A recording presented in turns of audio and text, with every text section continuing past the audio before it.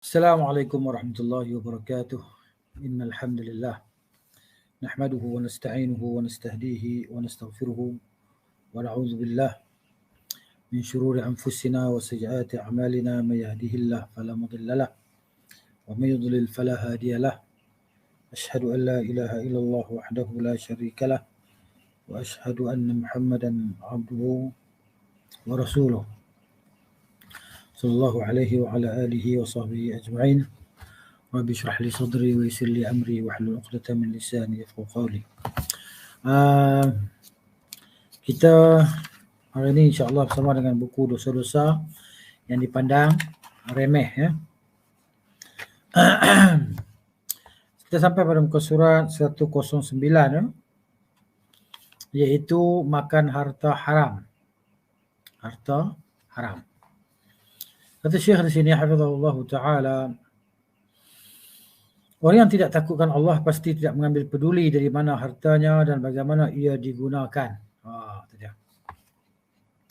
Apa yang difikirkannya siang dan malam hanyalah bagaimana menambahkan simpanannya, walaupun harta itu dari sumber yang haram, sama ada hasil pencurian, rasuah, ghasab yakni rampasan, pemalsuan, hasil jualan sesuatu yang haram, kegiatan riba, memakan harta anak yatim, atau hasil titik peluh dari pekerjaan yang haram seperti perdukunan, pelacuran, menyanyi, ya. Di sini menyanyi. Setengah orang ingat kita menyanyi itu halal, haram menyanyi itu. Upah dia. Perbuatan pecah amanah dari Baitul Mal umat Islam atau milik orang awam. Ya. Pecah amanah. Mengambil harta orang lain secara paksa atau meminta di saat berkemampuan dan sebagainya. Meminta-minta pun tak boleh juga, dia mampu. Tapi dia minta-minta lagi. Ini juga haram. Harta tu dikira harta yang haram. Akhirnya dengan harta yang haram itulah dia makan, berpakaian, berkenderaan, mendirikan rumah, menyewanya, melengkapkan keperluannya seperti perabot, serta membesarkan perutnya dengan perkara-perkara yang haram. Sabda Rasulullah sallallahu alaihi wasallam, kullu lahmin nabata min suhtin finnaru awla bih. Setiap daging yang tumbuh daripada yang haram maka nerakalah paling utama, yang lebih utama baginya.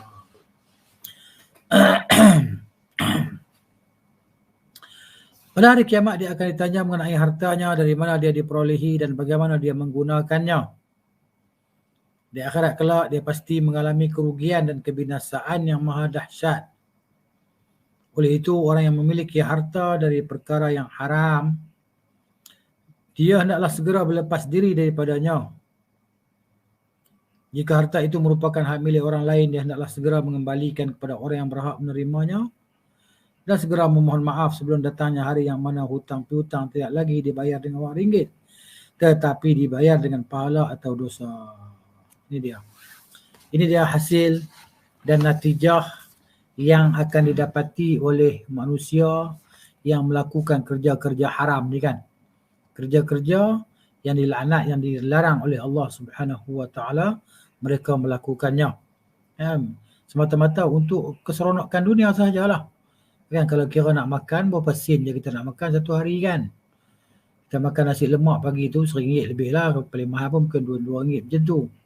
Tengah hari kan kita kata mungkin makan RM10, petang pula RM10 baru RM20 ataupun tak sampai RM20 pun nak makan kalau makan di kedai. Kalau makan masak sendiri itu lebih murah. Jadi itu yang kita nak makan. Yang lebihnya disimpan dalam bank, dalam akaun bank. Melihat dalam akaun tu berjuta-juta ringgit dan sebagainya, beribu-ribu ringgit. Tetapi yang kita guna hanya sedikit saja. Ya.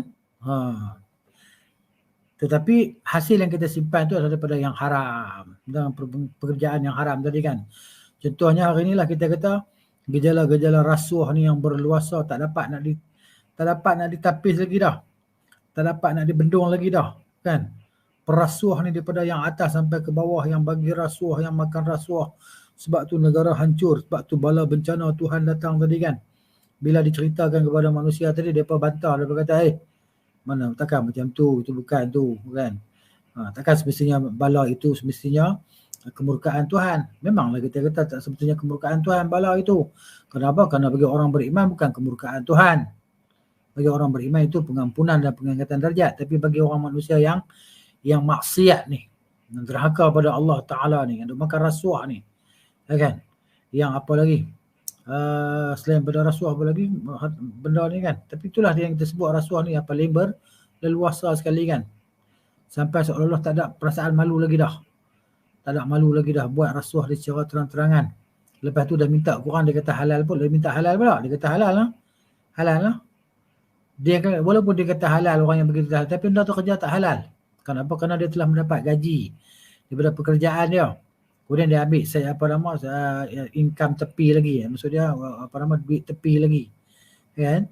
Inilah pengiah rasuah ni. Ini haram ni kan. Berlaku dalam banyakkan sektor-sektor. Tak kira lah apa-apa sektor pun kan. Siapa nak nafikan? Kan? Jadi begitu. Akhirnya para perasuah ni mereka tak berani nak mendengar kuliah-kuliah agama kerana takut kena kepala mereka. Dan akhirnya tinggallah mereka dalam kegelapan dan kejahilan hidup. Kan? Merentas masa demi masa, hari demi hari, akhirnya sampai ke hari tua, sampai pencen. Kan? Kalau dapat hidayah tu bertaubat lah. Dia akan bertaubat lah. Kalau tak ada hidayah tu hidup dalam kekotoran lah. Begitu. Makan hasil simpanan yang haram tadi kan. Simpanan yang lama-lama daripada yang haram, rasuah dan sebagainya. Jadi hidup tidak ada kebaikan dan tidak ada keberkatan. Di dunia kan, mendapat cemuhan dan sebagainya. Dibenci orang, Allah Ta'ala pun benci. Melainkan dia bertaubat dengan taubat nasuha, dia tinggalkan harta-harta haram tu yang bukan milik dia tadi. Baik, ni yang berlaku kan. Sebab tu doa tak makbul kan. Dapat keluarga family yang kucak-kacir, anak-anak yang serabut, semua pengisap dadah dan sebagainya.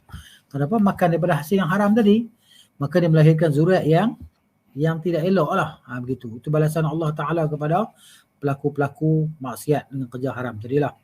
Nasallallahu al-afiyah, kita mohon kepada Allah Subhanahu Wa Ta'ala keselamatan dunia dan akhirat. Mohon Allah Ta'ala jauhkan kita daripada kerja-kerja haram ni kan. Macam sebahagian orang kontraktor ke apa-apa pun sama jugalah. Nak projek nak kena bayar. Macam-macam takwilan dia buat. Ya kan? Dia kata kena bayar. Kalau kita tak bayar memang tak dapat. Ya kan? Jadi begitu. Dan dia percaya dia yang buat rezeki, bukan Allah Ta'ala buat rezeki untuk dia. Sebahagiannya sampai bagian yang berkopiah di atas kepala kontraktor kan. Tapi dia beritahu sendiri nak kena bayar. Kalau tak bayar tak dapat projek. Kerja haram dia buat tu. Kan? Jadi kopiah atas kepala dia tu tak membantu dia pun untuk menyelamatkan dia daripada azab dan siksa Allah Subhanahu Wa Ta'ala. Kita kata berhentilah kepada mereka yang ada kesedaran agama, berhentilah daripada bagi rasuah. Kan? Jadi orang yang terima rasuah tu dia tak akan terima rasuah kalau tak ada orang yang bagi. Kan, walaupun dia minta rasuah, dan kita jangan bagi. Jadi tak minta lah. Akhirnya dia tak akan minta lah. Tapi dia orang ni bila diberi dia seronok. Akhirnya dia akan minta. Dia tahu kalau minta dia mesti dapat. Cuba jangan kita beri. Itu nasihat pada sama kita lah. Kalau ada yang pernah buat kerja-kerja haram macam ni, berhenti. Ya. Baik. Di akhirat nanti begitu. Tak ada melainkan hanya itulah dia dosa dan pahala lah. Nak ganti-ganti dengan duit tak ada lah. Begitu. Dan kita akan ditanya tentang itulah, tidak akan bergerak kaki kita di mahsyar nanti untuk pergi ke dalam syurga, sehingga kita ditanya tentang beberapa perkara ni lah. Di antara dia harta kita, apa yang kita daripada mana kita dapat, daripada mana kita nafkahkan harta tadi. Semua akan soal di hadapan Allah Ta'ala. Gitu. Jadi maknanya kalau takut kita ni binasa dan kita rugilah di hari akhirat nanti. Gitu. Sebab kita tak tahu kan bila kita nak mati, memang kita tak tahu pun. Jadi maknanya kematian tu datang tiba-tiba. Saya pun semalam dengar berita, terbaca satu berita kan. Rupanya kawan pernah belajar sekali dulu. Lama dulu kawan pernah belajar sekali, tengok dalam Facebook dah. Meninggal dunia semalam. Inna lillahi wa inna ilaihi raji'un. Umurnya tua setahun daripada saya. Lebih setahun dia daripada saya. Dan meninggal dunia semalam. Malam semalam. Ataupun 2 hari lepas meninggal dunia. Jadi kita tak tahu macam mana keadaan kita nak meninggal ni. Dan di mana kita nak meninggal. Bila kita nak meninggal kita pun tak tahu. Jadi apa persediaan kita untuk menghadapi kematian tadi. Semoga Allah Subhanahu Wa Ta'ala memberikan kepada kita husnul khatimah. Semoga Allah Ta'ala jaga kita. Jaga ibadat kita. Jaga amalan kita. Allah Ta'ala jaga kan. supaya kita tidak melakukan kerja-kerja yang haram, kerja-kerja yang dosa ni kan, sama ada dosa kecil ataupun dosa besar. Dan dosa yang paling besar adalah dosa kufur kepada Allah Subhanahu wa ta'ala. Berapa ramai manusia dah kufur pada Allah, dah jadi plural kan, jadi geng pluralisme ni maksud dia. Yang mengatakan agama ni semua sama. Ini semua kerja-kerja yang akan mengakibatkan kekal dalam neraka jahanam. Wal-'iyadzubillah. Jadi maknanya dia ingat kata Melayu tu Muslim. Rupanya Melayu tu dah kafir lah sebahagiannya kan. Dengan semata-mata beriktikad, berniat macam tu dah menyebabkan dia keluar daripada Islam dan rosak agama dia. Akidah pluralisme ni kan. Baik, kemudian di antara kerja haram tadi, kan? Maknanya dosa-dosa yang dipandang remeh oleh manusia ialah minum arak. Kan? Ni biasa orang yang itulah yang hidup secara western ni, cara barat ni kan. Sebahagiannya dengan arak dia tak boleh tinggal sebab dia dah maknanya dah biasa dengan minuman arak tadi kan. Cuba untuk meninggalkan arak, tak boleh tinggal, ketagih yang amat sangat ni. Na'udzubillah min zalik. Firman Allah Ta'ala dalam surah Al-Maidah ayat 90, wal'udzubillah minasyaitanir rajim. Ya ayyuhalladzina amanu innamal khamru wal maisiru wal ansabu wal azlam rijsun min amali syaitan fajtanibuhu la'allakum tuflihun. Wahai orang-orang yang beriman, semuanya arak, judi, pemujaan berhala dan mengundi nasib menggunakan batang-batang anak panah, semuanya kotor, keji, kerana termasuk perbuatan syaitan. Oleh itu jauhilah perbuatan-perbuatan itu supaya kamu berjaya. Ini Allah sebut dalam Al-Quran tentang arak, judi, kan? Pemujaan berhala, mengundi nasib, kan? Guna anak-anak batang-batang anak panah tu kan. Ini kerja syaitan, najis, kotor, keji daripada amalan syaitan. Jadi perintah agar menjauhi sesuatu termasuk salah satu dalil paling kuat untuk mengharam sesuatu. Allah kata, kan? Allah kata perkara ni adalah syaitan yang fajtanibu, Allah Ta'ala perintah, naklah kamu semua menjauhinya, fajtanibuhu. Bila Allah Ta'ala suruh jauh ni maknanya benda tu haramlah kita buat. Itu kita nak faham dalil haram tadi. Ya, sebagaimana tersebut pada ayat di atas bertepatan dengan pengharaman berhala-berhala. Hari ni kita sekarang ni kita tengok kecoh dah kan. Puak-puak Hindu tu depa dah buat laporan polis macam-macam lah kepada pendakwah, kepada Ustaz Idris hafizahullah, dan cakap tentang yalah al-wala' wal bara' kan. Kaedah yang penting dalam agama kita al-wala' wal bara'. Maksud ketaatan kita kepada Allah Ta'ala sahaja dan pelepasan diri kita daripada kesyirikan dan apa yang disembah selain Allah Ta'ala, maka kita kena berlepas diri. Tetapi di sana ada budak-budak jahil ni kan, yang mereka ni yang mencetuskan perbuatan ni. Kalau tidak tak berlaku macam ni. Mereka ni yang konon-konon nak tunjuk kata Islam tu bagus dan sebagainya. Memanglah Islam tu bagus, tapi cara mereka tunjuk tu tak betul kan, merosakkan akidah mereka sendiri. Tu dia. Jadi macam tu. Mereka yang mencetuskan benda ni. Sebelum ni tak ada cetusan apa. Kemudian puak-puak kafir ni pun mereka pun ada report polis. Jadi kita orang Islam je dia apa? Sebab tak buat report polis juga. Nak beritahu bahawa mereka ni mengganggu agama kita, menyentuh agama kita. Jadi kita ramai orang Islam lah semua, tapi itulah dia, pengetahuan kita tentang agama kita sendiri pun kita tak tahu. Ya, tak mau ambil tahu.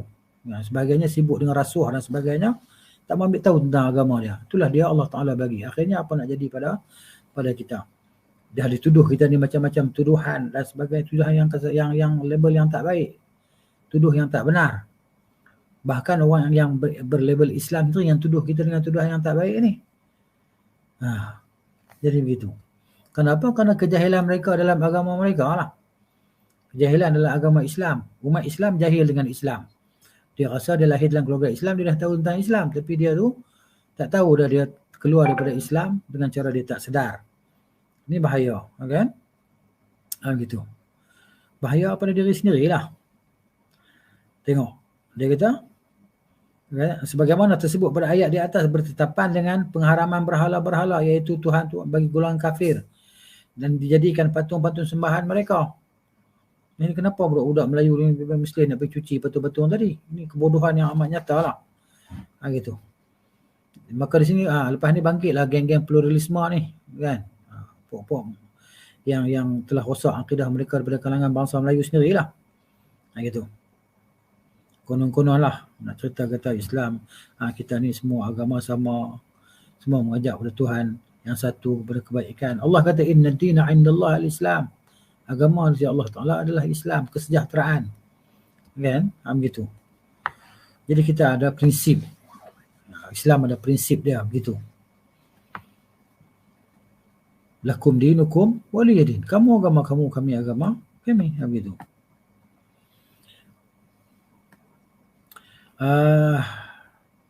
Oleh itu tidak ada alasan lagi bagi golongan ini untuk berdalil kononnya Al-Quran tidak pernah menyatakan pengharaman arak. Malah ia hanya memerintahkan agar menjauhinya saja. Ni geng-geng ni pun satu haru juga. Okay. Dia berkata Al-Quran mana sebut haram arak? Pergi cari mari sini. Cari Quran kata arak haram dalam Quran. Memanglah tak sebut haram, tapi Allah Ta'ala suruh menjauhi benda tu, maknanya jauh tu haram lah. Dan dia umul khaba'is, ibu segala kejahatan.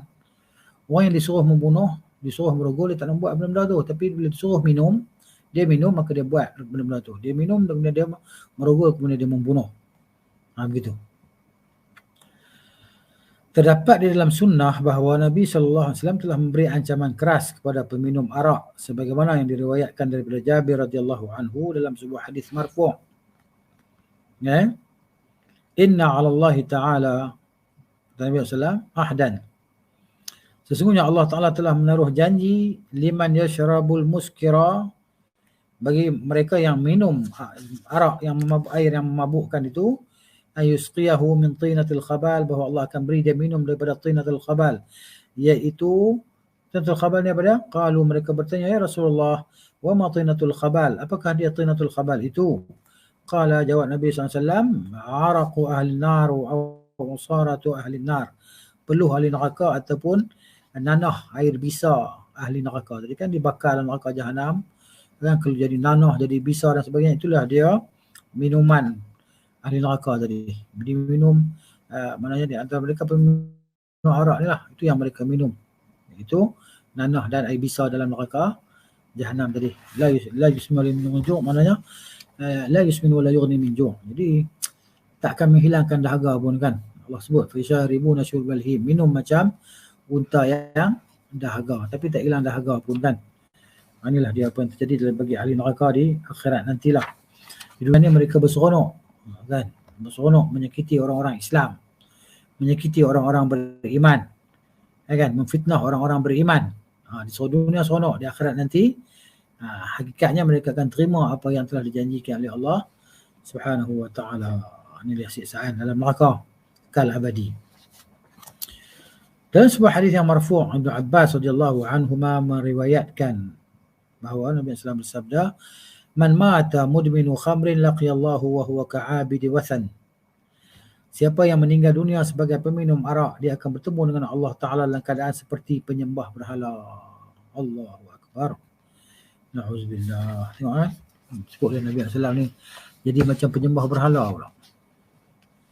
Orang yang minum arak ni kan. Ada di kalangan manusia ni kan begitu. Di zaman kini jenis minuman keras atau arak bermacam-macam rupa. Begitu juga nama-namanya terlalu banyak, sama ada menggunakan nama kan, tempatan atau menggunakan jenama luar. Antaranya bir, whisky, alkohol, vodka, arak, Carlsberg, Tiger dan lain-lain lagi. Apatah lagi telah muncul di zaman kini satu golongan disebut oleh Nabi sallallahu alaihi wasallam sebagaimana sabdanya, la yashrabanna nasun min ummati al-khamra yusammunaha bighairi ismiha. Nabi kata, demi Allah akan ada satu golongan daripada umatku yang meminum arak, tetapi mereka namakan arak itu dengan nama-nama lain. Guna nama lain, tukar nama lah. Begitu. Golongan ini tidak menamakannya sebagai arak, tapi mereka namakan minuman ini sebagai minuman jiwa, pemberi tenaga untuk menipu dan memperdaya manusia. Okay? Ni ada pekerja-pekerja ni. Pekerja ni. Allahu musta'an. Firman Allah Subhanahu wa ta'ala, yukhadi'un Allah walladzina amanu wa ma yakhda'una illa anfusahum wa ma yash'urun. Maksudnya mereka hendak memperdayakan Allah dan orang-orang yang beriman, padahal mereka hanya memperdaya diri mereka sendiri tanpa mereka sedari. Kan? Ini cerita dia. Di dunia ni mereka berseronok lah dengan menyakiti orang-orang beriman, kan? Buat macam-macam di dunia. Jadi di akhirat nanti dia bertahu lah. Saya'lamul mujrimuna ayya munqalibin yanqalibun. Nanti orang-orang jahat, orang kafir ni akan tahu, kan, macam mana kan tempat mereka nak akan pergi nanti, macam mana baru dia tahu lah. Masa tu nak menyesal tidak ada guna lagi dah. Okay, tak ada guna lagi dah. Jadi syariat Islam telah memberikan definisi terbaik tentang khamar, tentang arak. Hingga akan mampu menjelaskan pertikaian berkaitan khamar dan menangkis tipu daya, fitnah dan permainan yang dibuat oleh golongan yang tidak takutkan Allah. Definisi khamar itu telah ditegaskan oleh Nabi SAW. Apa yang dimaksudkan khamar ataupun arak itu? Nabi kata, kullu muskirin khamrun. Setiap yang memabukkan itu adalah arak. Tak kira lah apa dia, air apakah, benda ke apa, tak kira. Dia setiap yang memabukkan itu adalah khamar. Apa makna khamar? Khamar ini setiap yang menutup lah, yang menutupi akal. Khamr, khimar kan? Khimar tu tudung tu khimar. Khimar tu maknanya tudung kepala ni. Jadi tutup rambut, tutup kepala lah, tu khimar.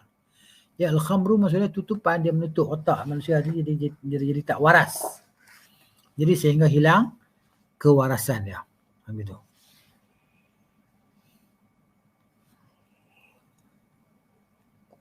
Wa kullu muskirin haram. Kullu muskirin khamrun wa kullu muskirin haram. Setiap yang memabukkan itu adalah haram. Jelas lah.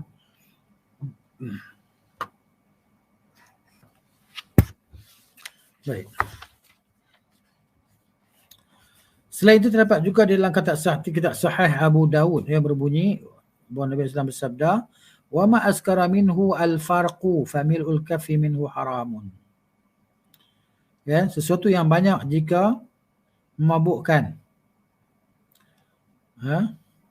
sudah tentu sedikit juga walau secedok diharamkan. Maknanya kalau satu cawan, satu jak ni haram kita minum, kan? Maka satu sudu pun haram kita minum juga. Tak boleh. Satu tapak tangan ni pun haram juga. Justru setiap sesuatu yang boleh merosakkan akal dan memabukkan, hukumnya haram. Sama ada sedikit atau banyak, dan apa jua jenama yang diberikan. Jelaslah nak benar ni kan. Jadi yang boleh merosakkan akal dan memabukkan, memang haramlah sikit atau banyak sama je. Minum tak mabuk ke, termabuk ke, kena juga haram. Ini kerana hakikat minuman itu tetap satu dan hukumnya juga telah diketahui umum. Malah Nabi SAW juga telah memberi amaran keras terhadap peminum arak dengan bersabda, man syaribal khamra, barang siapa yang minum arak, wasakira dan mabuk, dia minum arak dan mabuk, kan? Kalau tak mabuk sama je lah. Lam tuqbal lahu salatun 40 sabahan, tidak akan diterima daripadanya solatnya 40 pagi, 40 subuh, 40 hari tak diterima solat dia. Semayang, solat tak diterima. Kan? Wa in mata, dan jika dia mati dakhalan nar, dia pasti akan masuk neraka lah. Ni. Ya, dia minum, orang yang minum arak ni mati masuk neraka. Ni cerita dia orang tak dalam taubat lah. Ya. Fa in taba tawallahu alaihi, kalau dia bertaubat Allah akan terima taubat dia. Allah akan terima taubat dia. Fa wa in aada, jika dia mengulangi lagi, fasyariba, lalu dia minum, fasakira, dan dia mabuk, lam tuqbal lahu salatun 40 sabahan, dan tidak akan diterima solatnya selama 40 pagi. Solat tak akan diterima.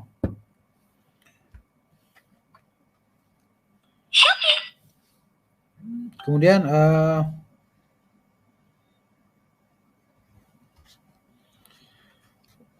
fa in taballahu alaihi, kalau dia bertaubat maka Allah terima taubatnya. Wa in aada fasyariba, kalau dia ulang balik lalu dia minum, lam tuqbal lahu salatun 40 sabahan, tidak akan diterima solatnya 40 pagi, 40 hari. Fa in mata, kalau dia mati dakhalan nar, dia pasti masuk neraka. Kan? Fa in taba taballahu alaihi, kalau dia taubat Allah terima taubat dia. Wa in aada, dan jika diulang lagi balik, kan? kana haqqan 'ala Allah, adalah menjadi hak ke atas Allah Taala an yasqiyahu min radghatil khabal, bahawa Allah akan berinya minum daripada radghatil khabal yaumil qiyamah, dipanggil cairan kotoran yang keluar dari tubuh ahli penghuni neraka pada hari kiamat. Qalu ya Rasulullah, mereka berkata ya Rasulullah, wa ma radghatul khabal, apakah dia radghatul khabal itu? Maka kata Nabi SAW, musaratu al-nar, kotoran daripada nanah ibisa ahli neraka tadi lah. Itulah yang mereka akan terima lah. Wal'iyadzubillah. Baik, sekiranya hadis di atas memberi gambaran sebegitu bagi golongan peminum arak, bagaimana pula gambaran keadaan orang yang melakukan perbuatan yang lebih teruk dan berbahaya daripada itu, seperti menghisap dadah, candu dan sebagainya. Ini pun maknanya berluasalah di kalangan masyarakat kita kan. Orang ambil dadah nanti, ambil dadah, candu dan sebagainya tu, benda yang memabukkan. Kemudian menggunakan bekas emas atau perak, boleh atau tak boleh? Haram ataupun harus? Jadi hukumnya memang haram lah. Di zaman globalisasi ini, setiap kedai peralatan dan barangan perhiasan menjual beraneka jenis bekas yang diperbuat daripada emas dan perak. Ada juga sebahagian perkakas hanya disaluti dengan emas dan perak, malah kelihatan semua itu begitu gah terdapat dalam rumah orang kaya atau di hotel-hotel mewah. Selain itu, perkakas emas dan perak memiliki nilai harga dan kualiti tersendiri. Apatah lagi jika ingin menghadiahkan kepada seseorang seperti cenderamata ketika menghadiri majlis keraian. Ini kita sama itu. Semua perkara yang dinyatakan di atas hukumnya haram menurut syariat. Haram menurut syariat ni. Disebut di atas tadi lah. Menggunakan bekas daripada emas dan perak tadi kan. Talam, pinggan, gelas, sudu, garpu. Gitu. Dalam sebuah hadis yang diriwayatkan oleh Ummu Salamah radhiyallahu anha, Rasulullah SAW telah memberi ancaman keras terhadap golongan ini sebagaimana sabdanya, innal ladzi ya'kulu wa yashrabu fi aniyatil fiddati wal dhahab innama yujarjiru fi batnihi naru jahannam.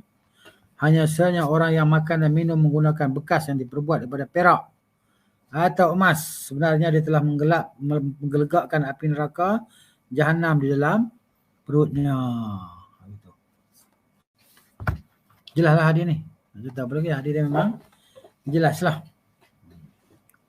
Tapi lah, rasanya tak ada kot di kalangan kita orang yang kan, yang ada cawan emas, pinggan emas ni kan, mangkuk ataupun apa itulah, alatan makanan dibuat daripada emas tadi tak ada kot.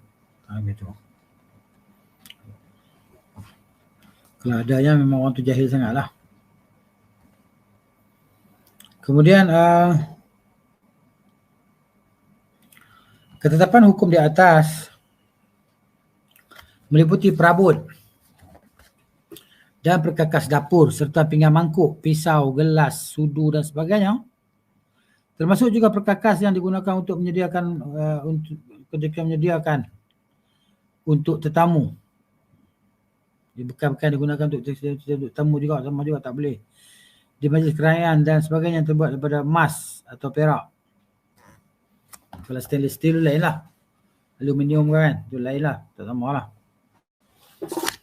Ada setengah individu berkata, kami tidak menggunakan bekas itu, tapi kami hanya menyimpannya dalam almari sebagai perhiasan. Ini memang ada orang kata kan, dia beli pinggan yang dibuat daripada emas ataupun daripada perak, dia pun letak susun di dalam almari dalam rumah dia. Dia berjawab alasan macam tu. Kami tak guna, dia kata. Kan? Menurut Ibn Baz rahimahullah ta'ala, perbuatan seperti itu juga tidak diharuskan, tidak dibenarkan sebagai cara mencegah dan digunakan oleh orang lain. Maksud itu. Jadi sebagai kita mencegah orang buta guna, kita tak dalam rumah kita benda-benda yang macam tu. Kemudian persaksian palsu. Ini satu. Ya, dosa yang dipandang remeh oleh manusia ni. Suka jadi saksi palsu.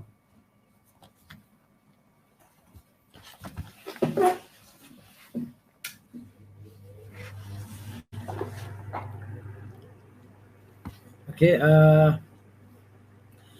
firman Allah Ta'ala ba'da a'udzu billahi minasyaitonir rajim fajtanibur rijsa minal awthan wajtanibu qaulaz zur hunafa'a lillahi ghairu musyrikin bih. Hendaklah kamu semua menjauhi kotoran syirik yang disebabkan oleh penyembahan berhala. Allah suruh kita pergi jauhi. Tak faham lagi ya. Kan? Hendaklah kamu menjauhi qaulaz zur, ya? Perkataan yang dusta.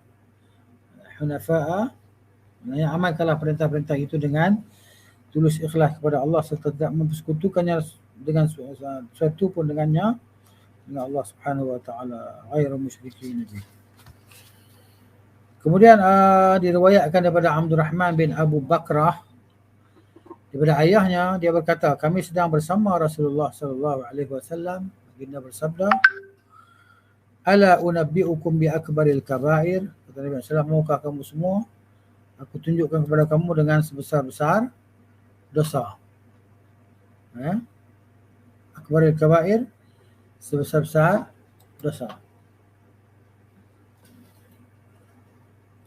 Kemudian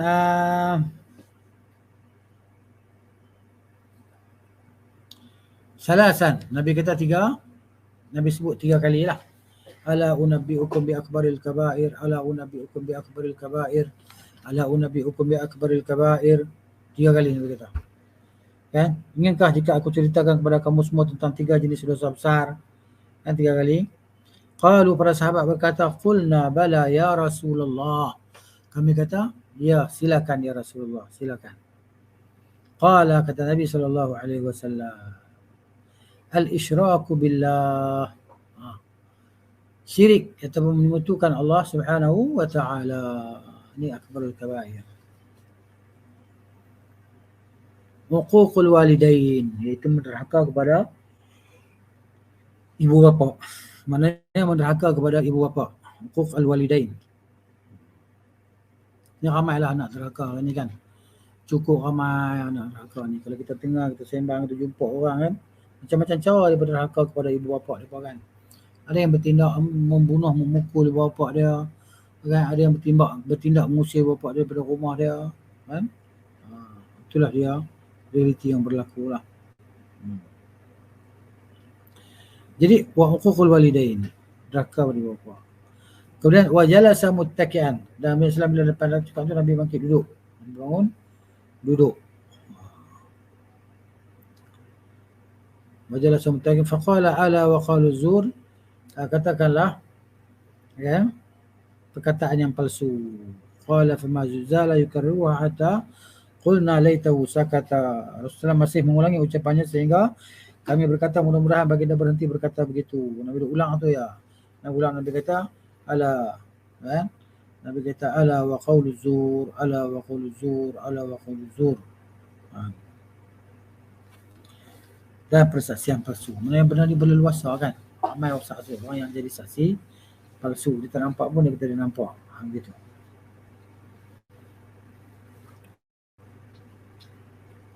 Baik, berulang kali baginda memperingatkan tentang dosa persaksian palsu itu. Kebanyakan orang meremehkannya. Sampai itu banyak kesan buruk hasil persaksian palsu, seperti timbulnya permusuhan, dengki dan sebagainya. Selain itu juga mengakibatkan berbagai kerosakan di atas muka bumi.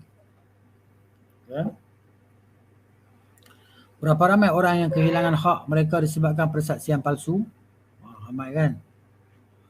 Berapa banyak penganiayaan berlaku terpaksa diterima oleh golongan yang tidak berdosa disebabkan persaksian palsu, termasuk seseorang tidak mendapat haknya. Sama juga seperti perbuatan menasabkan keturunan kepada bukan nasabnya. Bukan anak dia, letakkan bin dia. Ini juga dosa yang dipandang remeh oleh manusia, bahkan dia adalah dosa yang besar pun.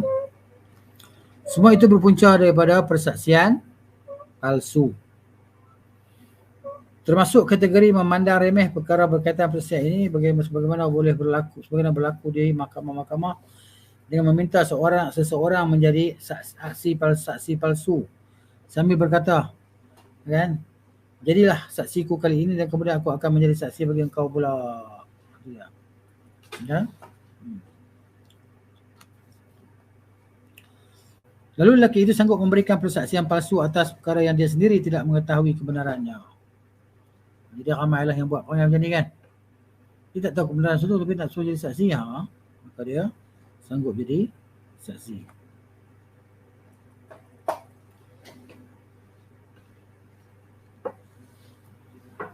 Ia termasuk kategori memandang remeh pada berkaitan persaksian ini sebagaimana berlaku di mahkamah-mahkamah.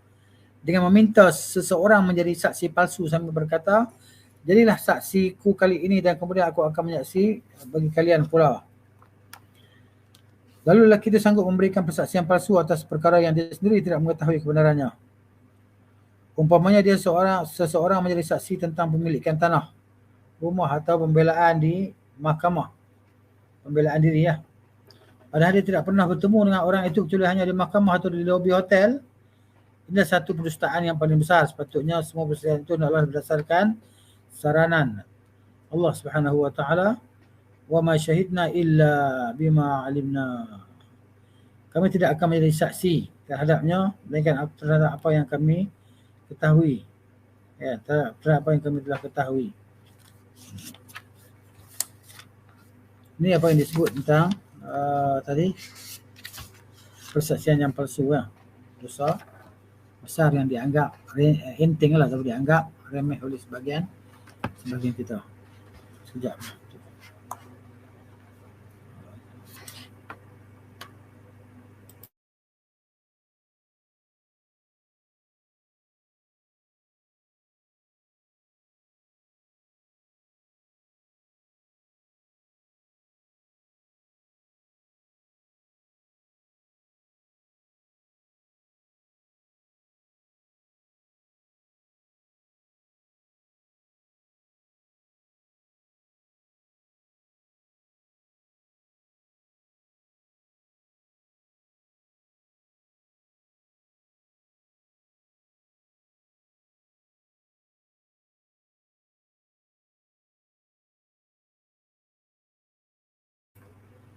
Okey, yang ke-42-nya perkara haram yang dianggap remeh adalah mendengar muzik, dengan muzik.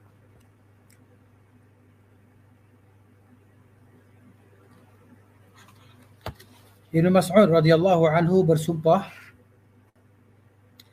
dengan nama Allah mengenai apa yang dimaksudkan dengan firman Allah dalam surah Luqman ayat 6 adalah nyanyian. Firman Allah Ta'ala, وَمِنَ النَّاسِ مَنْ يَشْتَرِي لَهْوَ الْحَدِيثِ لِيُضِلَّ عَنْ سَبِيلِ اللَّهِ بِغَيْرِ عِلْمٍ وَيَتَّخِذَهَا هُزُوًا أُولَئِكَ لَهُمْ عَذَابٌ مُهِينٌ. Ada di antara manusia, kata Allah, orang yang memilih dan membelanjakan hartanya kepada cerita-cerita dan perkara-perkara hiburan yang melalaikan. Ya.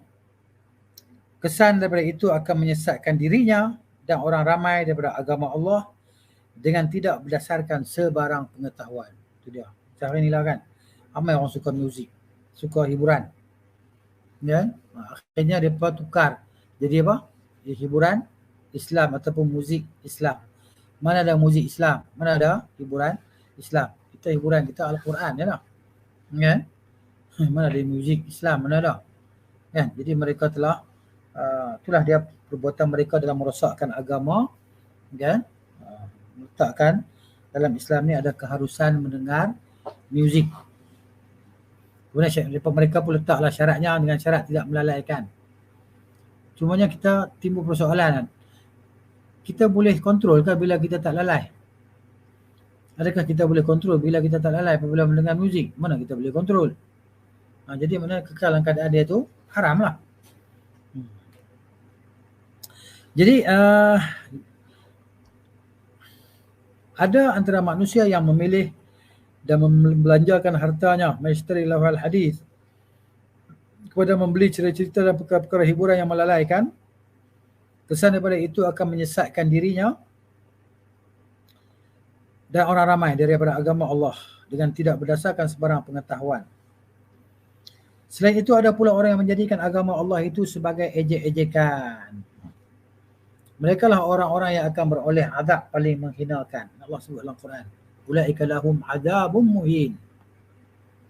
Abu Amir dan Abu Malik Al-Asy'ari radhiyallahu anhuma meriwayatkan bahawa Rasulullah sallallahu alaihi wasallam telah bersabda, dan la yakunanna min ummati aqwamun yastahilluna al-hirra wal harira wal khamra wal ma'azif.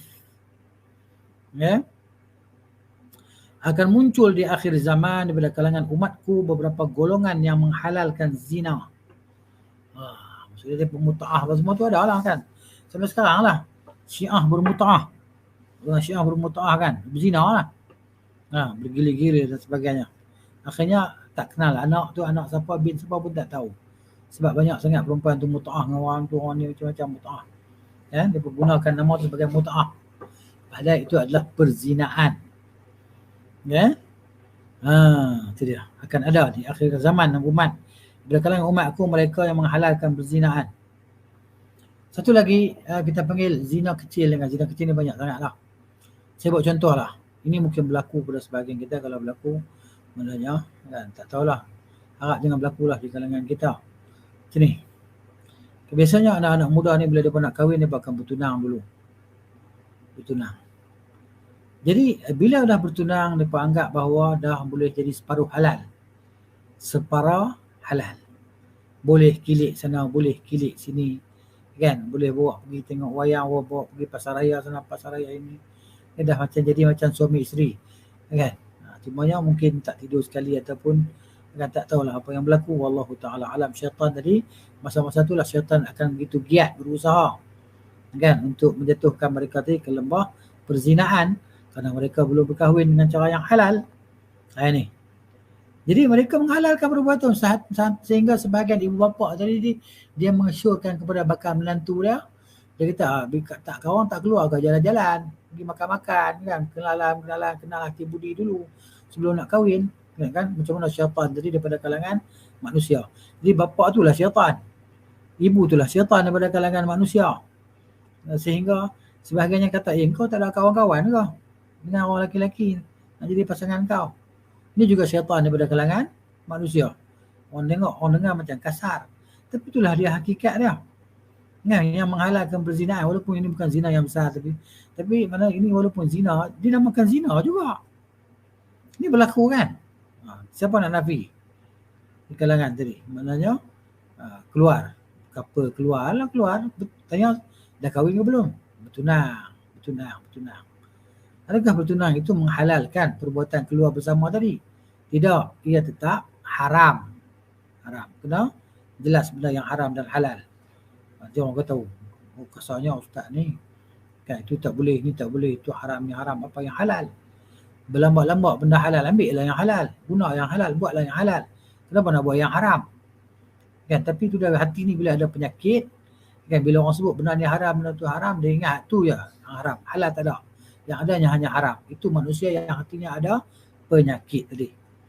Na'udzubillah. Nas'alullah al-afiyah. Mohon Allah Ta'ala jaga iman dan jaga akidah kita lah supaya tidak tercemar dengan perbuatan-perbuatan tadi. Okey. Yang menghalalkan zina tadi ada di akhir zaman. Nah, hari ini ada. Dan sebelum kita pun ada. Kemudian pemakaian sutra bagi orang lelaki-lelaki. Orang lelaki pakai sutra kan. Ini juga haram. Kemudian menghalalkan arak dan alat-alat muzik. Alat-alat muzik dia macam lah, gitar lah, apalah, macam-macam lah. Alat muzik ni dia berkata halal. Bahkan sebagainya lebih jijik mereka mengalunkannya dalam masjid. Dalam masjid main alat muzik tadi. Terutamanya bila waktu tu? Waktu majlis Maulidur Rasul yang dipanggil sambutan mereka pada hari Maulidur Rasul tu kan. Hari birthday Nabi SAW. Bagi mereka lah yang meniru perbuatan orang-orang musyrikin tadi, orang-orang ahli kitab menyambut hari kelahiran tadi. Kan, ni perbuatan tersyabuh dengan orang kafir, itu pun nak buat juga, semua nak buat. Kan, hatta agamawan pun sebahagiannya terjebak juga dalam perkara yang seperti ini. Kan, menyambut birthday tadi. Nak sambut-sambut lah. Janganlah duk tahu orang apa dan sebagainya masuk dalam Facebook dan sebagainya. Orang nak sonok-sonok sendiri sudah lah. Orang tak tahu. Begitu.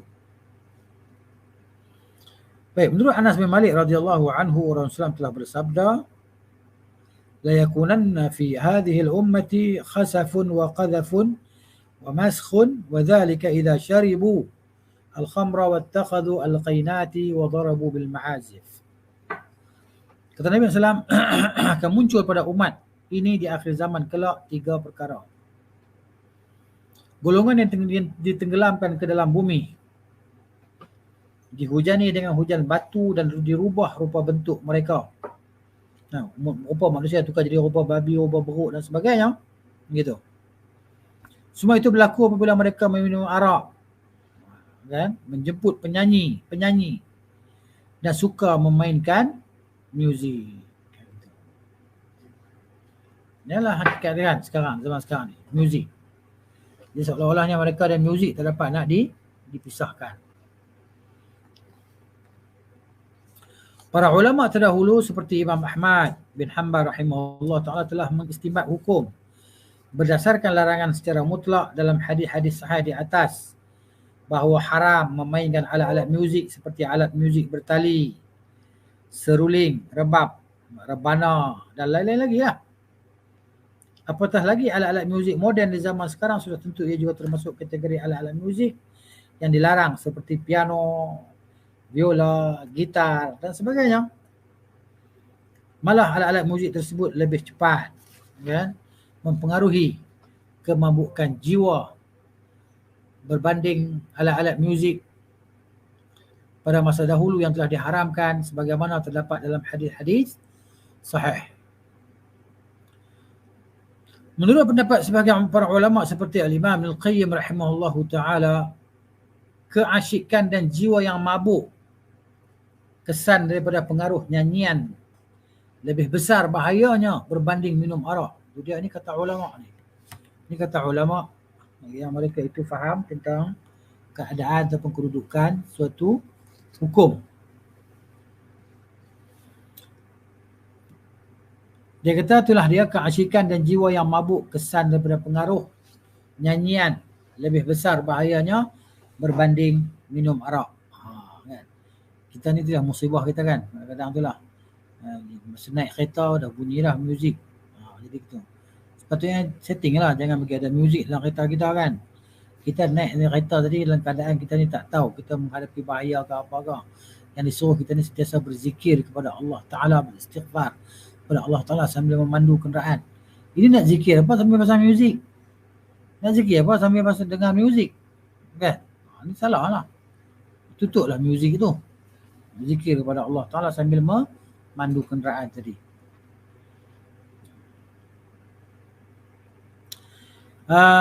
Tidak syak lagi usaha melampaui batasan syarak lebih banyak dan dosanya lebih besar jika alat-alat muzik itu diiringi dengan nyanyian. Tambah besar lagi lah dosa dia. Sama ada penyanyi lelaki atau wanita.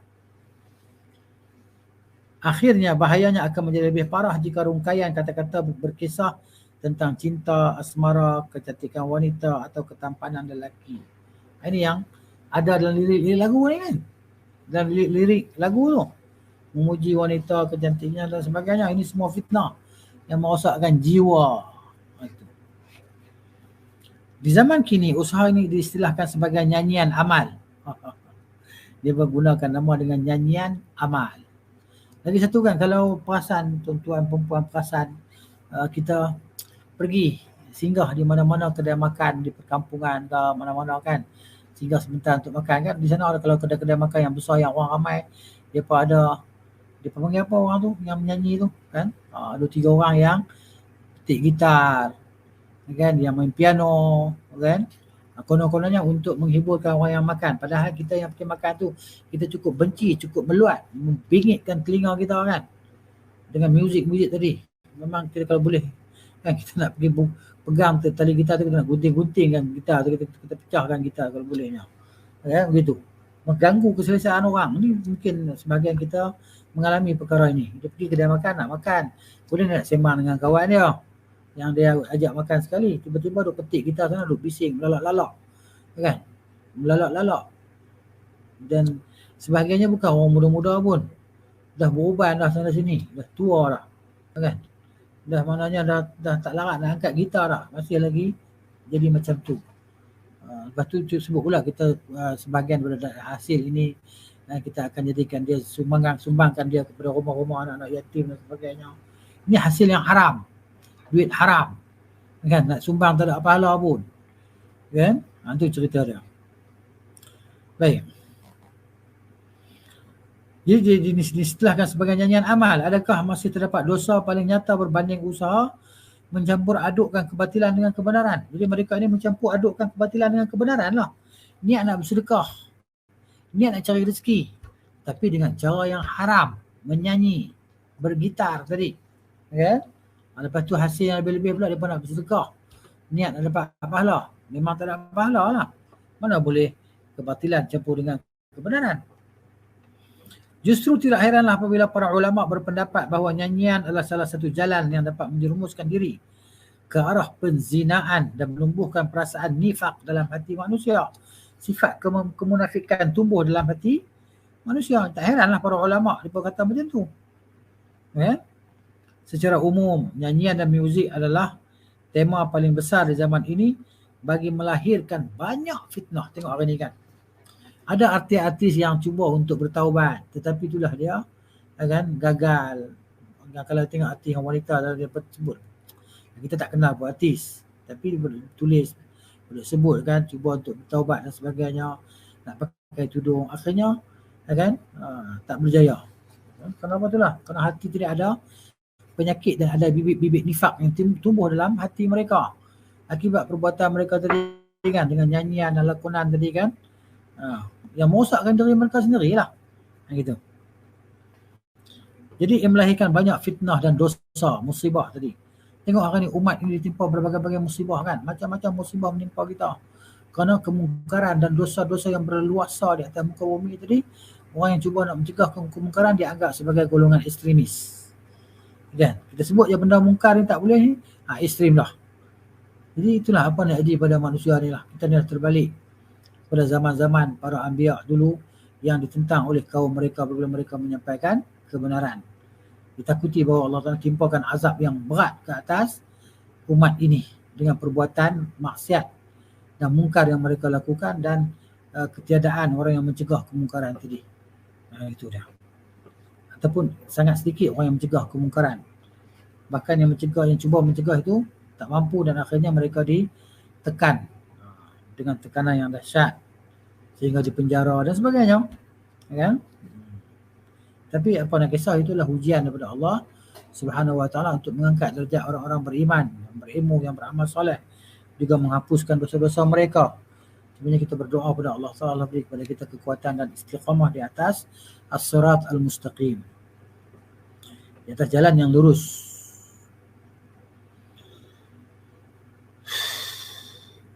Musibah ini semakin hari semakin menjadi-jadi.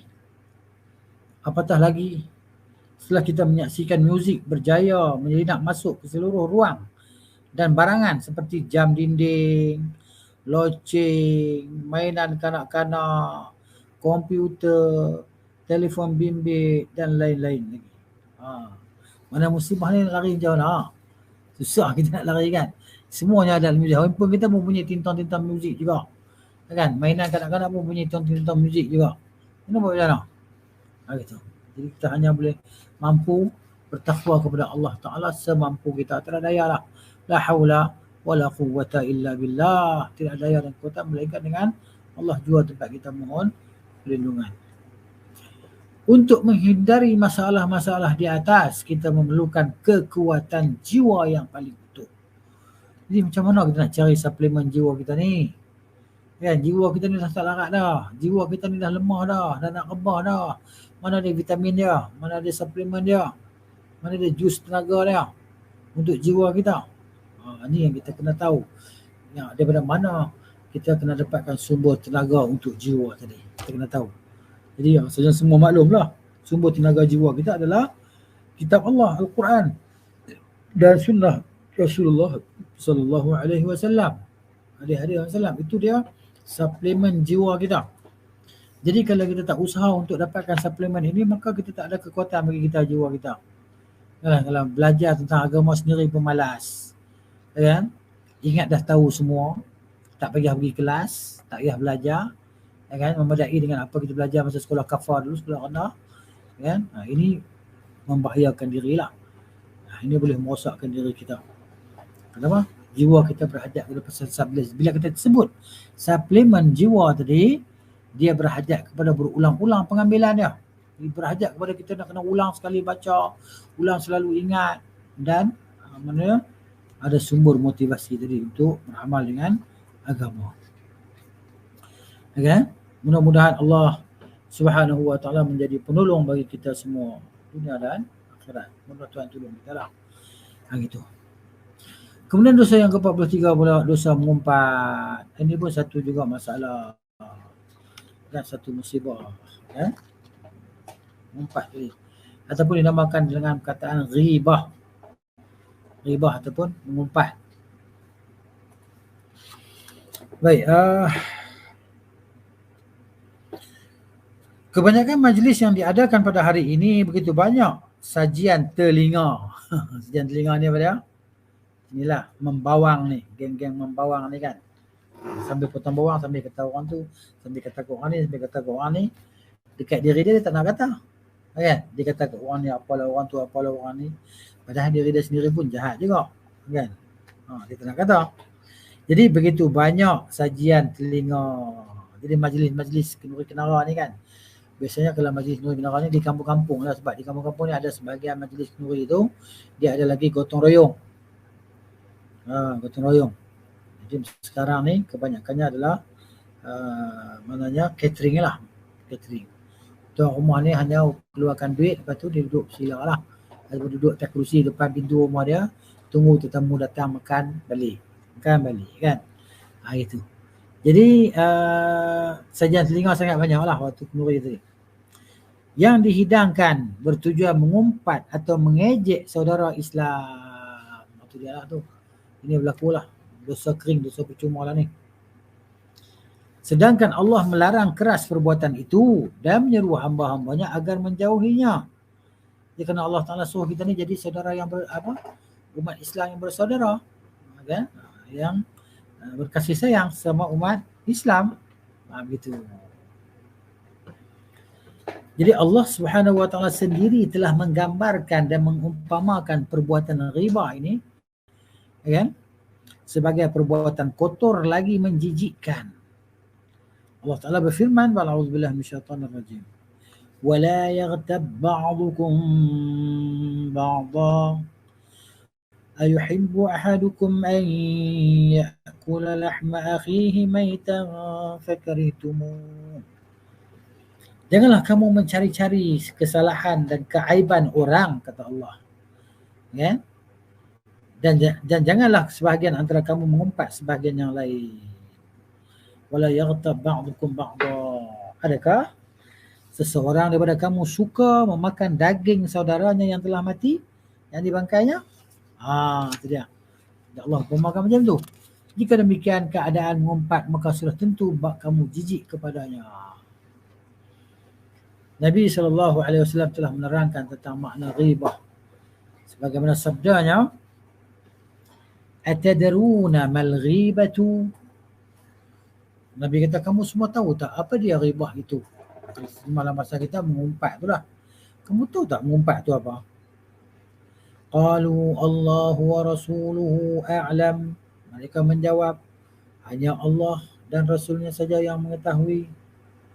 Qala, kata Nabi SAW, ghibah itu apa dia? Kata Nabi SAW, dzikruka akhaka bima yakrah.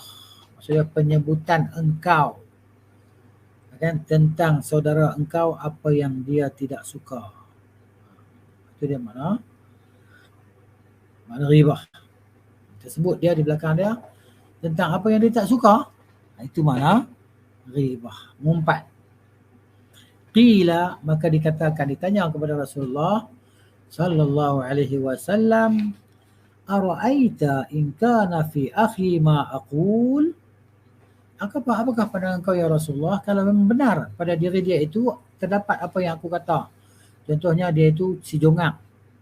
Oh, si jongang mamat juga, kan? Dia mamat dia tak suka, orang panggil dia jongang, dia tak suka.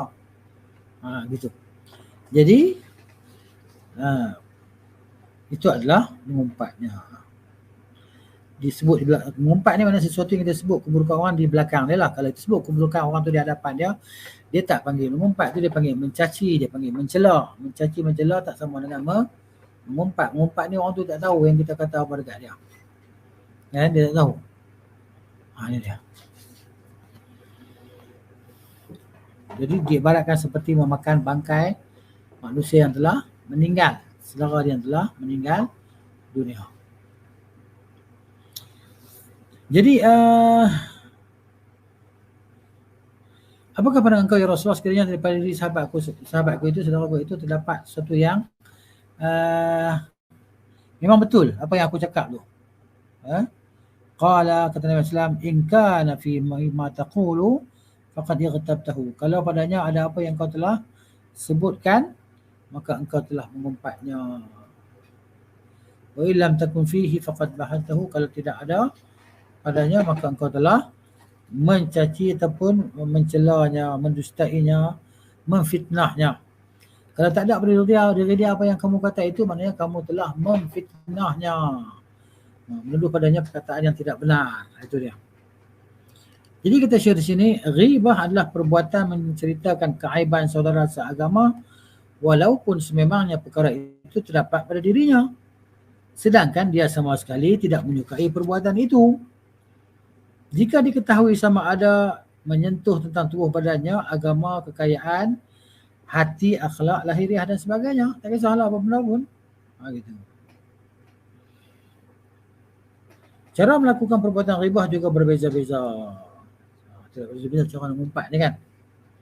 Antaranya seperti membuka keaibannya dan meniru tingkah lakunya atau melakukan pergerakan yang memang terdapat pada diri orang yang tersebut bertujuan mengejinya. Contohnya orang tu jalan tempang, kan, jalan tempang sengit macam tu. Dia ni pun tengok orang tu depan dia pun jalan sengit nak menunjukkan maknanya nak menghina kawan dia tadi lah. Begitu.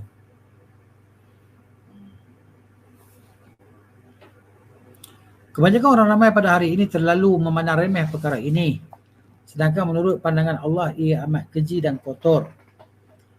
Sabda Rasulullah sallallahu alaihi wasallam, "Ar-riba 72 baban." Riba itu ada 72 kan? Sab'un. Riba 72 baban. Riba itu adalah 72 pintu. 72 pintu. Arnaha ityanur rajul ummahu, yang paling ringan daripada dosa riba itu adalah seperti seorang lelaki menyetubuhi ibunya sendiri. Oh, dahsyatnya. Wa inna arbar riba istitalat ar-rajul fi 'ardi akhihi. Ya, dan yang paling berat ialah dan yang paling berat ialah perbuatan seorang lelaki mengejek kehormatan saudaranya.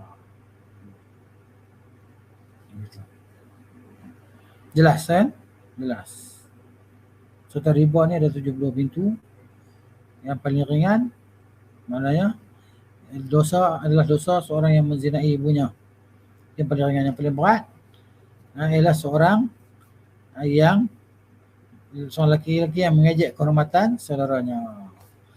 Kemudian kata Syekh sini hafizahullah taala, oleh itu kewajipan orang yang menghadirkan diri dalam satu majlis atau perhimpunan sedangkan perbuatan ghibah secara terang dilakukan, dia hendaklah berusaha mencegah dan membela saudaranya agar tidak diejek di belakangnya. Namun Nabi SAW menganjurkan perbuatan membela saudara seagama sebagaimana sabdanya SAW, "Man radda an irdi akhihi raddallahu an wajhihi an-nar yaumil qiyamah." Barang siapa yang menolak, menghalang perbuatan ghibah terhadap kehormatan saudaranya pada hari kiamat kelak, Allah pasti akan menghindarkan api neraka dari membakar wajahnya. Dahsyat kan? Pertolongan dan bantuan daripada Allah Subhanahu wa taala ni untuk orang yang menjaga aib orang lain. Kan, menjaga keburukan orang lain untuk tidak disebarkan. Begitu. Kalau disebarkan maknanya dosa lah, dosa. Baik. Yang seterusnya batu api, golongan batu api ni ataupun namimah lah. Ini apa? Golongan yang mengadu domba orang ni. Yang mengadu domba.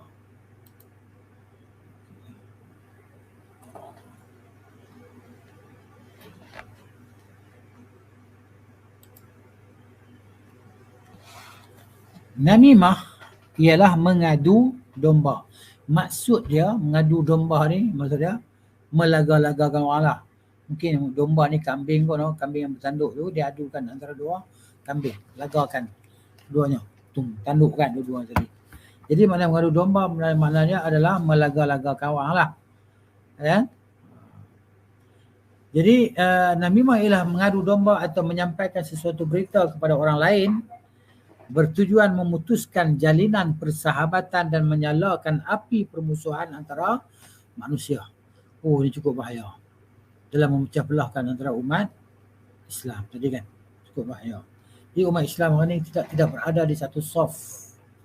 Kerana masing-masing kan, dengan kefahaman dia sendiri dalam agama dia. Jadi tak perlu kepada orang lain, tak perlu bantu orang lain dan sebagainya. Nafsi-nafsi. Ini satu daripada kemurkaan Allah Subhanahu Wa Taala lah. Begitu. Allah telah mencela perbuatan orang yang melakukannya sebagaimana firman-Nya dalam surah Al-Qalam ayat 10 11. A'udzubillahi minasyaitanir rajim. Wala tuti' kulla halafin mahin. Janganlah kau taati setiap orang yang suka bersumpah. Sangat selalu bersumpah, lagi hina. Kan? Jangan kamu taati dia, yang kamu ikut dia. Hammazim masya'im binamim, ya. Iaitu yang suka mencaci dan suka menabur fitnah dan memecah belahkan orang-orang Islam. Dalam sebuah hadis marfu', Hudzaifah bin Al-Yaman radhiyallahu anhuma berkata, la yadkhulul jannata qattatun. Tidak akan masuk dalam syurga al-qattat, batu api. Batu api tak masuk syurga lah. Di dalam kitab Nihayah karya Ibnu Athir rahimahullah, jilid yang keempat, muka surat ke-11, dia berpandu kepada cetakan lah. Cetakan mana? Ada menyatakan yang betul, al-qattat al-qattat ialah orang yang mencuri dengar perbualan orang lain tanpa pengetahuan mereka, lalu menyebarkan berita itu kepada orang lain bertujuan menyalakan api permusuhan orang. Ini berlaku.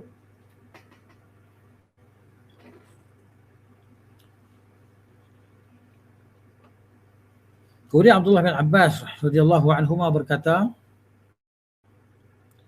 "Ma min nabiyyin marra an-nabiyyu بحائط من حيطان المدينة فسمع صوت إنسانين يعذبان في قبورهما. Jadi maknanya Nabi SAW telah lalu di satu tembok, satu kebun, dekat dengan satu kebun di Madinah, kan? Maka Nabi SAW mendengar suara dua orang yang sedang disiksa. Nabi dengar siksaan dua orang yang sedang disiksa fi quburihima, dalam kubur mereka berdua. Faqala Nabi sallallahu alaihi wasallam, maka Nabi sallallahu pun bersabda, yu'adzabani wa ma yu'adzabani fi kabirin. Mereka berdua telah diazab siksa, dan bukan kena siksa itu pada perkara yang maknanya mereka berdua telah sedang disiksa dan siksa pada dan mereka disiksa bukan kerana perkara yang besar, kan? Perkara yang kecil-kecil ya, yang nampak kecil, nampak remeh, tapi besar lah sebenarnya.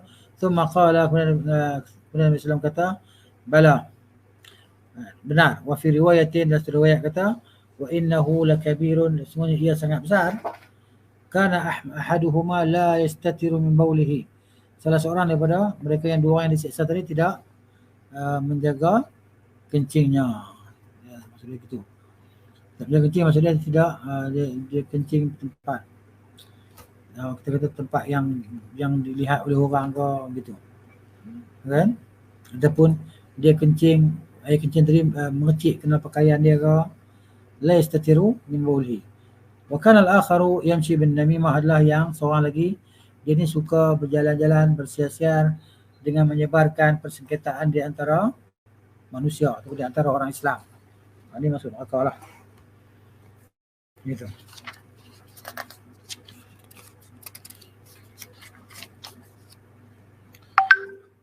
Antara bentuk namimah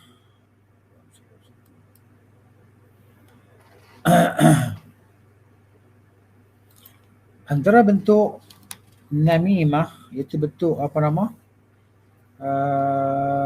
melaga-lagakan orang itu, paling buruk ialah hasutan yang dilakukan oleh seseorang terhadap seorang lelaki mengenai isterinya atau sebaliknya bertujuan merosakkan hubungan suami isteri itu. Ini paling teruk lah.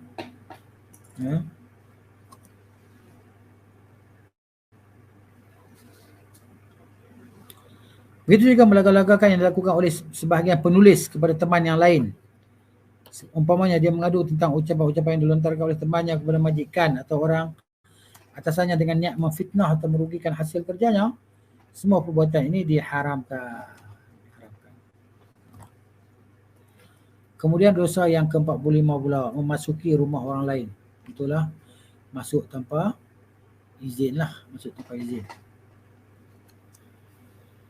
Firman Allah Ta'ala ba'da a'udzu billahi minasyaitonir rajim, ya ayyuhalladzina amanu la tadkhulu buyutan ghaira buyutikum hatta tasta'nisu wa tusallimu ala ahliha.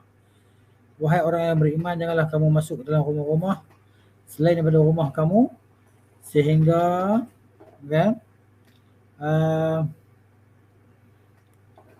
kamu terlebih dahulu memberi salam pada penghuninya, wa tusallimu, minta izin, sehingga kamu minta izin dan beri salam ke atas ahlinya. Perbuatan demikian lebih baik bagi kamu supaya kamu beringat mematuhi cara dan peraturan yang sopan. Jangan masuk dalam rumah orang. Diajar oleh Nabi sallallahu alaihi wasallam. Rasulullah menegaskan bahawa alasan supaya minta izin kerana bimbang orang yang memasuki rumah itu melihat aurat penghuni rumah itu, sebab Rasulullah bersabda, innama ju'al istizanu min ajli al-basar. Hanya sahaja dijadikan hukum minta izin itu untuk masuk rumah orang adalah untuk maknanya kerana al-basar, yakni penglihatan. Gitu.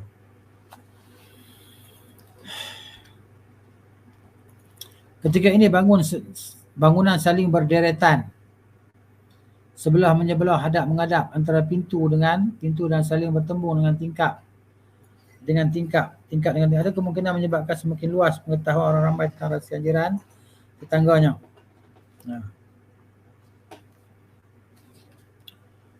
Amat menyedihkan apabila orang ramai sudah tidak ingin merendahkan pandangan mereka, malah apa yang berlaku kadang-kala sesetengah orang yang meninggal di tingkat apartemen yang lebih tinggi sengaja menjenguk atau mengintai rumah jiran-jiran mereka yang tinggal di tingkat penghuni yang lebih rendah.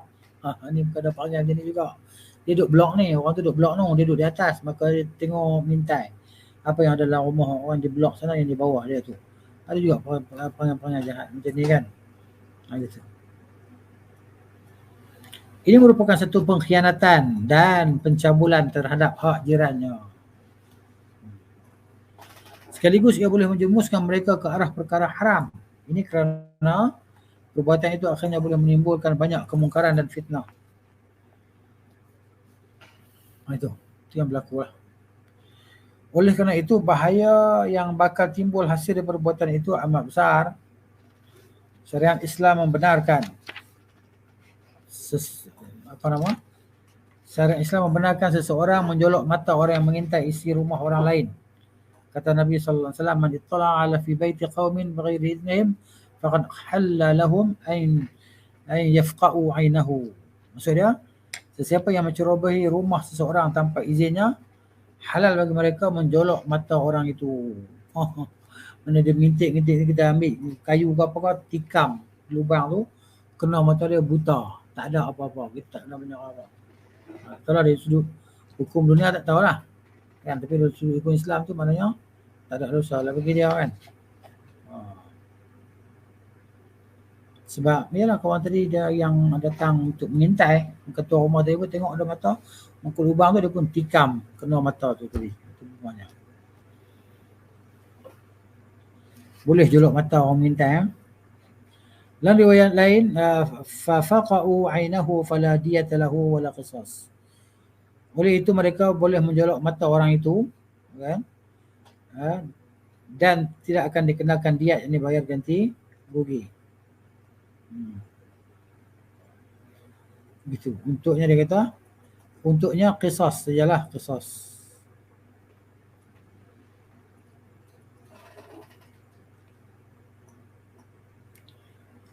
Dia kata sini, oleh itu mereka boleh menjolok mata orang itu dan tidak pula akan dikenakan diat. Untuknya atau qisas, tak ada lah. Tak ada diat, tak ada qisas. Baik. Kemudian berbisik-bisik antara orang ketiga. Perbuatan sebegini amat keji jika berada dalam sebuah majlis atau bersama saudara-saudara seagama. Malah sikap dan tindakan sebegini sebenarnya merupakan jejak langkah syaitan yang berusaha untuk memecah belahkan umat Islam, menabur fitnah, menimbulkan sifat-sifat cemburu, curiga dan kebencian sesama mereka. Rasulullah SAW telah menerangkan hukum dan kesan perbuatan itu sebagaimana sabdanya, in kuntum salasah fala yatanaja ithnani dunal akhar hatta takhtalitu bin nasi min ajli dhalika yuhzinuhu. Nabi kata SAW, jika bila kamu semua bertiga, janganlah dua orang di antara kamu berpaling berbisik tanpa disertai orang ketiga. Tinggallah kamu bercampur gaul dengan orang ramai. Kalau ramai tak apa, kalau ramai ni dua orang ya, tiga orang ya, dua orang ni meeting, ada mesyuarat kan. Ini kerana perbuatan itu tidak boleh menimbulkan kesedihan. Ini kerana perbuatan itu boleh menimbulkan kesedihan pada dirinya, diri orang yang ketiga tadi lah. Itu tadi. Kemudian termasuk juga dalam kategori ini perbuatan antara tiga orang lalu dibiarkan orang keempat dan seterusnya berleluasa. Begitu juga jika kedua-dua orang itu berbicara dengan bahasa yang tidak difahami oleh orang ketiga. Sama juga lah. Jadi kita kena usaha untuk fahamkan kawan kita yang tak faham tadi. Tidak syak lagi perbuatan berbisik hanya berdua, bertiga, berempat dan tidak menghiraukan seseorang daripada mereka. Termasuk salah satu penghinaan kepadanya. Ada kemungkinan juga ia boleh menimbulkan prasangka buruk dalam diri individu itu dengan menyangka orang yang berbisik itu ingin melakukan kejahatan terhadapnya. Jadi orang yang dia duduk tiga orang kawan dia, tiba-tiba dua orang tu berbisik, tinggal dia seorang yang tak cerita apa dekat dia. Jadi dia rasa risau takut dua orang ni nak tipu dia ke, nak kenalkan dia ke atau sebagainya. Malah ia juga boleh menimbulkan prasangka lain yang akhirnya boleh mengeruhkan hubungan silaturahim. Kemudian seterusnya pakaian labuh lah. Isbal nanti insyaAllah. Jadi itulah dia maknanya. Kita berhenti sini lah. Kelas yang kata mana berkenaan pakaian yang labuh lah. Dia satu perkara yang haram. Ini maksudnya dalam bracket untuk orang lelaki lah. Kalau untuk orang wanita disuruh rendahkan lagi.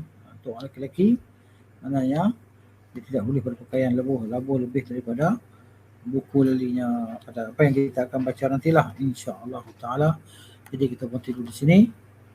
Wallahu taala a'lam bis-shawab. Barakallahu fiik. Subhanakallahumma wa bihamdika asyhadu an la ilaha illa anta astaghfiruka wa atubu ilaik. Assalamualaikum warahmatullahi wabarakatuh.